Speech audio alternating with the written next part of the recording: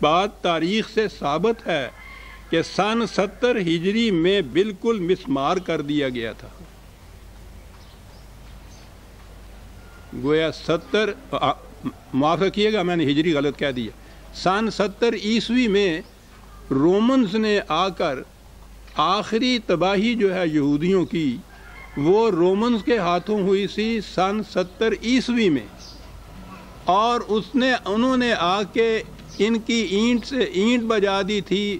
معبد یا ہیکل وغیرہ جو تھا وہ کھنڈرات میں تبدیل ہو گیا تھا اور ان کو وہاں سے نکال دیا گیا تھا. سن 70 عیسوی میں رومنز نے یہ کیا تھا اور اس کے بعد اس مقام پہ انہوں نے قبضہ کیا اور وہاں پھر عیسائی جو تھے، عیسائیوں کا معبد، عیسائیوں کی کا وہ ہیکل، کلیسا، ہیکل تو یہودی کہتے تھے، کلیسا ان کا یہ مرکز بن گیا عیسائیوں کا سن 70 عیسوی کے بعد، اور وہاں سے انہوں نے نام و نشان مٹا دیا. یہودیوں کی پہلی سابقہ عمارات کا بھی، معابد کا بھی، ہیکل کا بھی کوئی چیز باقی نہیں تھی سن 70 عیسوی کے بعد. نبی اکرم صلی اللہ علیہ وسلم تو 6 صدی عیسوی کے اندر تشریف لائے نا، مبعوث ہوئے ہیں. 70 عیسوی میں یہ کیفیت وہاں ہو گئی تھی اس معبد کی یا اس مسجد کی.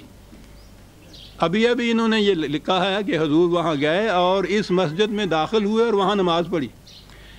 کہتے ہیں کہ یہودیوں کے معبد ہیکل سلیمانی کے متعلق یہ بات تاریخ سے ثابت ہے کہ اسے سن 70 عیسوی میں بالکل مسمار کر دیا گیا تھا، اور حضرت عمر کے زمانے میں جب بیت المقدس فتح ہوا اس وقت یہاں یہودیوں کا کوئی معبد نہیں تھا. حضرت عمر رضی اللہ تعالیٰ عنہ کے زمانے میں بھی کوئی معبد نہیں تھا، تو نبی اکرم صلی اللہ علیہ وسلم کے زمانے میں تو معبد ہو ہی نہیں سکتا. وہ تو سن 70 عیسوی میں 600 سال پہلے کی بات ہے، مسمار کر دیا گیا تھا، کھنڈرات تھے اس کے.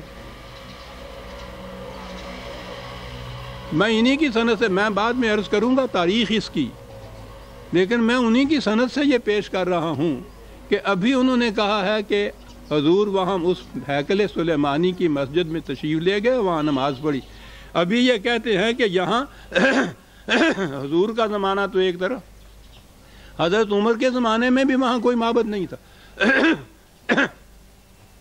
معاف رکھیے گا گلا خراب ہے. وہ اس سے بہت پہلے مسمار ہو چکا تھا، کھنڈر پڑے ہوئے تھے. اس لیے یہاں مسجد اقصی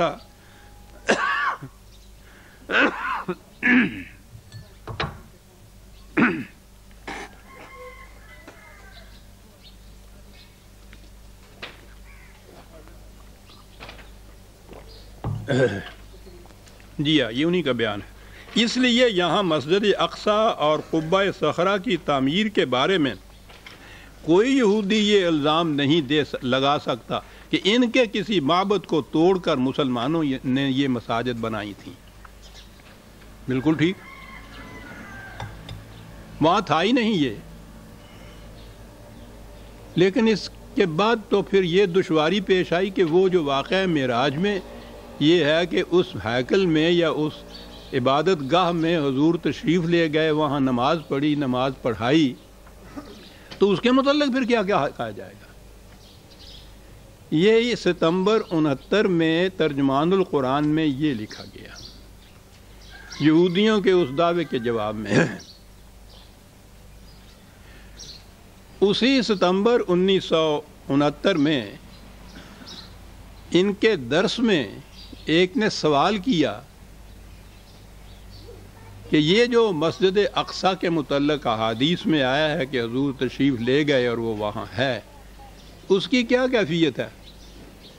وہی مہینہ ہے، وہی سال ہے. پوچھا یہ گیا تھا کہ وہ قبلہ اول کس طرح سے ہے. ہم کہتے ہیں نا کہ وہ قبلہ اول ہے مسلمانوں کا. سوال یہ کیا گیا تھا، فرمایا آپ نے مودودی مرحوم کی بات ہے، یہ قبلہ اول اس لیے ہے کہ حضور اور آپ کے ساتھی پہلے اسی طرف رخ کر کے نماز پڑھا کرتے تھے. یہ ایک دوسری بات آ گئی ہے، وہ میں پہلے کئی دفعہ عرض کر چکا ہوں اس کے متعلق بھی.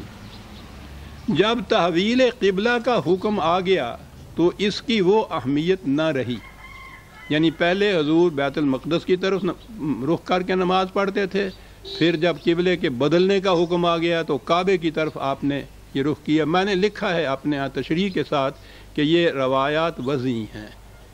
حضور پہلے دن سے کعبہ ہی کی طرف رخ کرتے تھے کہ وہی بیت اللہ تھا، وہی ملت ابراہیمی کے آپ پیراؤ تھے، اور وہ تو معبد حضرت ابراہیم علیہ السلام کا تاریخ اولا بیت وضع للناس تھا، پہلا ہی وہی تھا۔ بہرحال وہ دوسری بات ہے، جب تحویل قبلہ کا حکم آ گیا تو اس کی وہ اہمیت نہ رہی، لیکن قبلہ اول ہونے کی حیثیت سے مسلمانوں کے لیے یہ عبادت گاہ ہمیشہ ہمیشہ کے لیے مقدس اور محترم قرار پائی۔ وہ عبادت گاہ پھر کہا یہاں، جب تک مکہ معظمہ میں حضور کا قیام رہا آپ اس طرح نماز پڑھتے تھے کہ مسجد اقصیٰ اور خانہ کعبہ ایک رخ میں آ جاتے تھے۔ اب یہاں اس کو مسجد اقصیٰ کہا، جس کے متعلق ابھی ابھی لکھ چکے ہیں کہ وہاں کوئی نام و نشان یہودیوں کے معبد کا بھی نہیں تھا کہ جائے کہ وہاں مسجد اقصیٰ کوئی ہوتی۔ ابھی یہ کہہ رہے ہیں کہ حضور جب تک مکہ میں تھے تو آپ اس طرح سے نماز پڑھتے تھے کہ مسجد اقصیٰ یعنی وہی بیت المقدس والی اور خانہ کعبہ ایک رخ میں آ جاتے تھے، لیکن مدینے میں یہ التزام ممکن نہ رہا کیونکہ اب ان عبادت گاہوں کے رخ مختلف سمتوں میں پڑ جاتے تھے، تو گویا وہاں مسجد اقصیٰ بتائی اور عبادت گاہ بتائی۔ تحویل قبلہ سے پہلے حضور اور آپ کے صحابہ ایک طویل عرصے تک مسجد اقصیٰ کی طرف رخ کر کے نماز پڑھتے رہے۔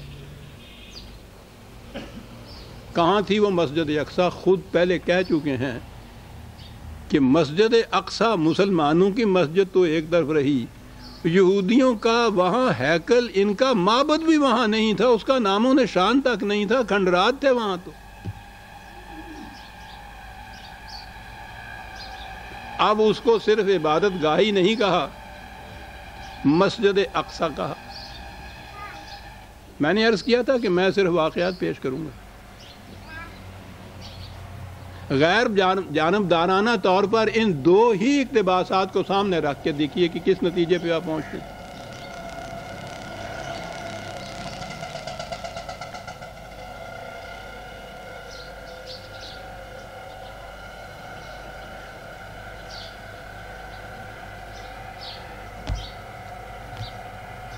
اب وہ جو یہودیوں کا وہ دعویٰ ہے، اعتراض ہے کہ یہاں ہمارا پہلے معبد تھا، ہیکل سلیمانی تھا، اس کی جگہ مسلمانوں یہ مسجد بنا دی، تو تسلیم کر دیا کہ وہاں تھا، وہ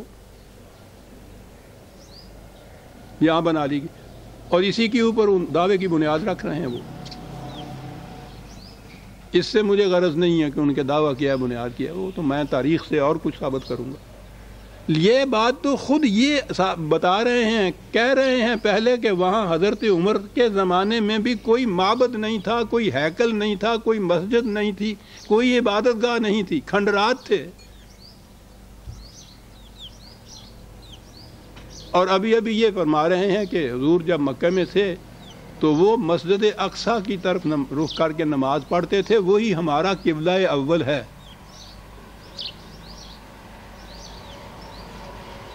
تو گویا وہ جو قرآن کریم میں یہ میں نے جو ابھی سورہ بنی اسرائیل کی پہلی آیت ابھی پیش کی کہ پاک ہے وہ ذات جو اپنے بندے کو راتوں رات مسجد حرام سے مسجد اقصیٰ کی طرف لے گئی، تو مسجد اقصیٰ جو ہے وہ اب بتایا کہ یہ وہ تھی جو بیت المقدس ہے، جہاں ابھی ابھی اسی سانس میں، اسی مہینے میں، اسی سال میں یہ کہہ رہے ہیں اپنے پرچے میں کہ وہاں کوئی عبادت گاہ نہیں تھی، وہاں کوئی ہیکل نہیں تھا، وہاں کوئی یہودیوں کی مسجد نہیں تھی۔ ابھی یہ کہہ رہے ہیں کہ مسجد اقصیٰ کی طرف حضور نماز رخ کر کے نماز پڑھا کرتے تھے۔ تاریخی اعتبار سے عزیزان من پہلے اس کو دیکھیے، میں نے عرض کیا کہ میں عقیدے سے بحث نہیں کروں گا۔ کس نتیجے پہ پہنچے گا آدمی؟ ایک ہی شخص ہے آپ کے ہاں کا۔ پہلے انہوں نے بتایا وہ جو حضور کی تشریف براری تھی مکے سے، وہاں کہا کہ حضور بیت المقدس میں پہنچے، ہیکل سلیمانی میں داخل ہوئے، مسجد سلیمانی میں، وہاں حضور نے نماز پڑھی، انبیاء کرام کی امامت کرائی، وہاں یہ چیز ہو گئی کہ وہاں ایک مسجد تھی، ہیکل سلیمانی تھا، عبادت گاہ تھی یہودیوں کی،